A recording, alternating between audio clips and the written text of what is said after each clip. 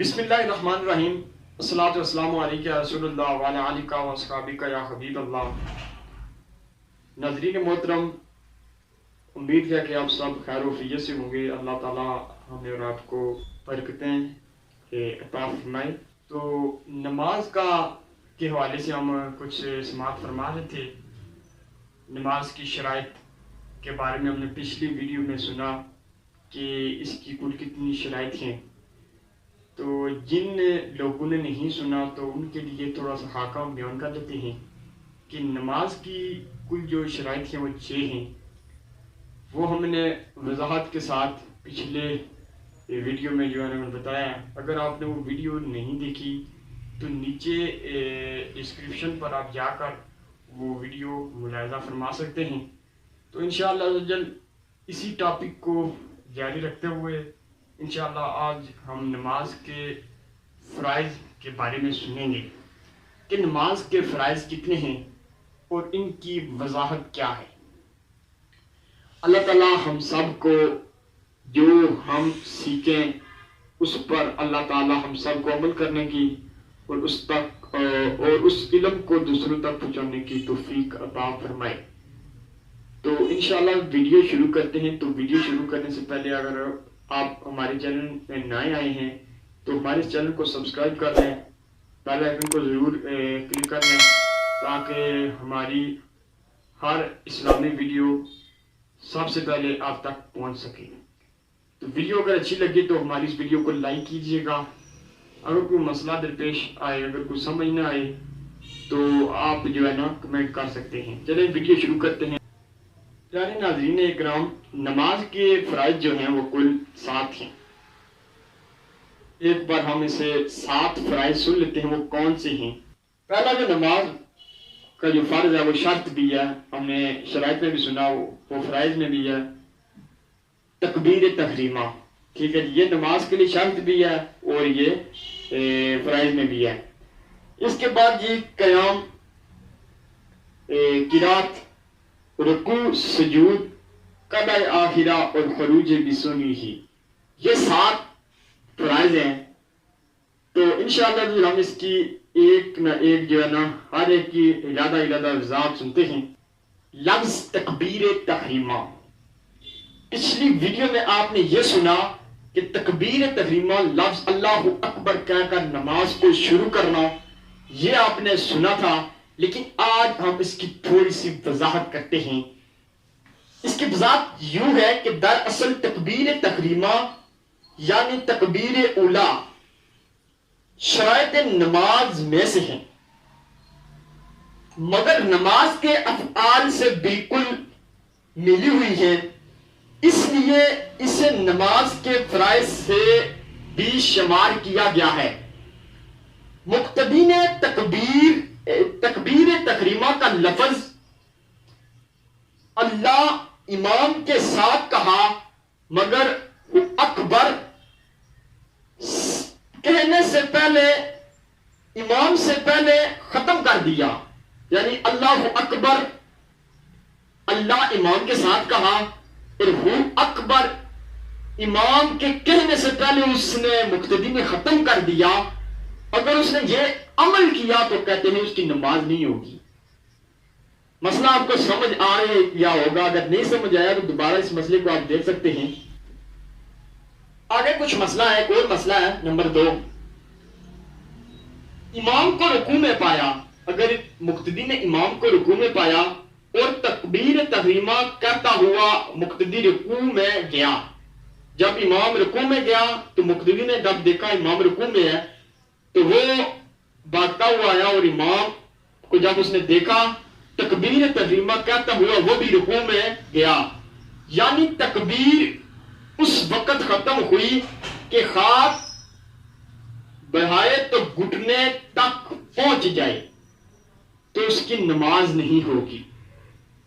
امام رکوع میں ہے، مقتدی آیا، اس نے لفظ اللہ کہا اور وہ اکبر جا کے رکوع میں کہا، یعنی اس نے تکبیر تحریمہ کے ساتھ اس نے رکوع کیا ہے۔ ہونا تو یوں چاہیے تھا کہ اس نے تکبیر تحریمہ کہہ کر اللہ اکبر کہہ کر پھر وہ اللہ اکبر کہہ کر دوبارہ رکوع میں جائے. لیکن اس نے ایک ہی تکبیر کے ساتھ اللہ اکبر کے ساتھ تکبیر تحریمہ بھی کہی اور رکوع میں بھی کیا. یہ مسئلہ ہے. اگر ایسا عمل کیا تو اس کی نماز نہیں ہوگی.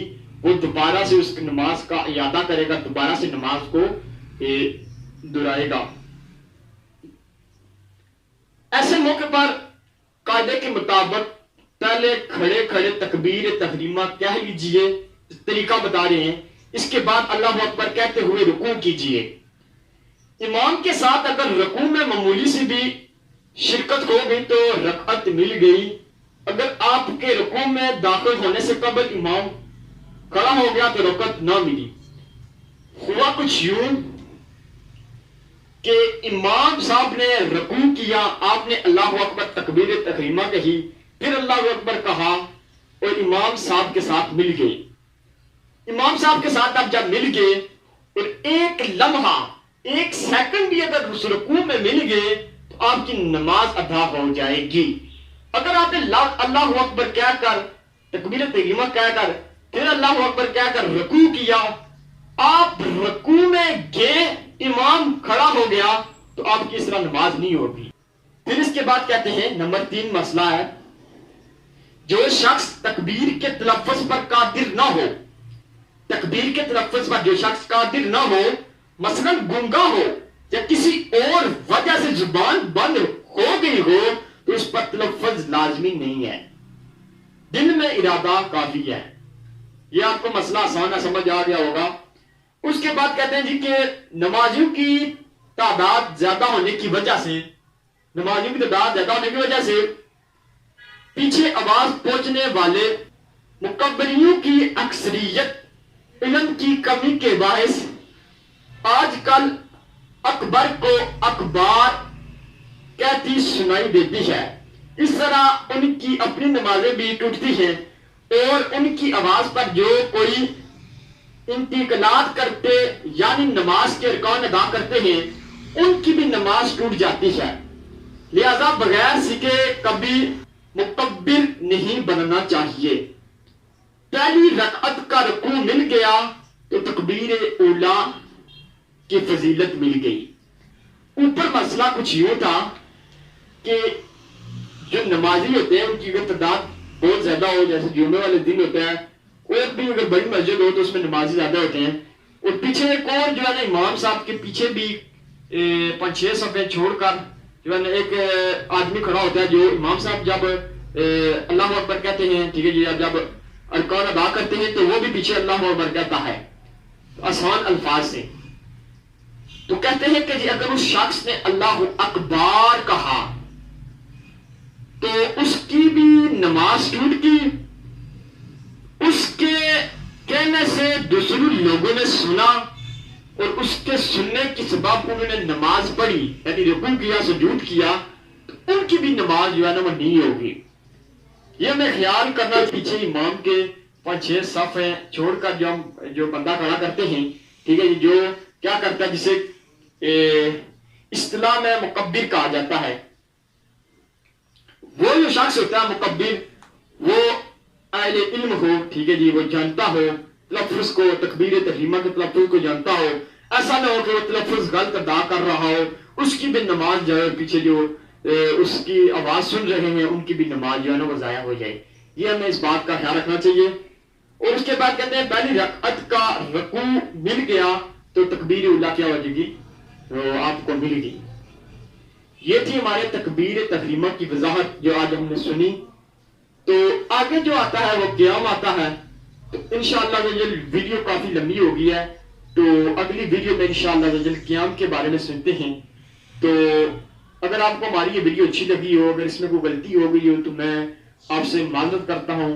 ویڈیو اچھی لگی تو آپ ویڈیو کو لائک کیجئے گا, چینل کو سبسکرائب کیجئے گا. تو انشاءاللہ ملتے ہیں ہم آپ کو اگلی ویڈیو میں, تب تک کے لیے اللہ حافظ.